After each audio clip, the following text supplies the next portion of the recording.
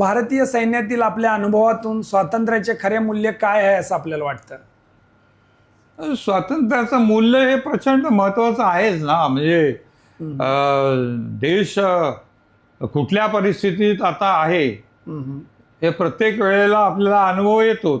बरोबर आहे. आता आपला देश मजबूत आहे ही भावना निर्माण झालेली आहे. नक्कीच नक्कीच. आणि ज्या ज्या वेळेला युद्ध झाली किंवा काय झालं आपल्या सैन्याने योग्यपणे आपलं संरक्षण केलेलं आहे, देशाला मजबूत केलेलं आहे निश्चितच. आणि स्वतंत्र देशाचं राखीव ठेवलेलं आहे. हा एक फार महत्त्वाचा काळ आहे आणि लोकांना जाणीव सुद्धा त्यातून होते की आपण स्वतंत्र आहोत आणि आपण मजबूत आहोत, शक्तिशाली आहोत. त्यामुळे आपली स्वतःचा आत्मसन्मान आणि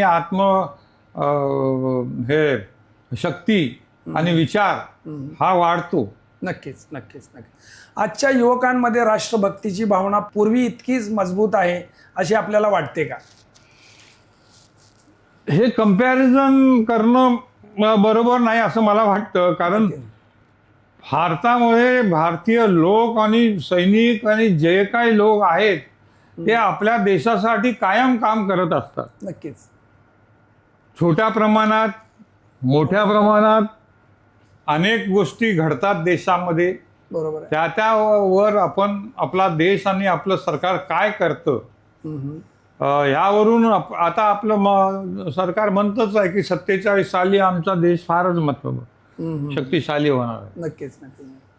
आता हे ठरल्यावर आपलं उद्दिष्ट ठरतं आणि त्या दृष्टिकोनातून लोक विचार करायला लागतात, प्रयत्न करायला लागतात. बरोबर. हा. आणि आपला देशाला मजबूत करण्यासाठी काम करण्याची इच्छा सुद्धा निर्माण होते. नक्कीच. आणि त्याप्रमाणे लोक काम करतात बरं. आणि देश मजबूत होतो. नक्कीच नक्कीच.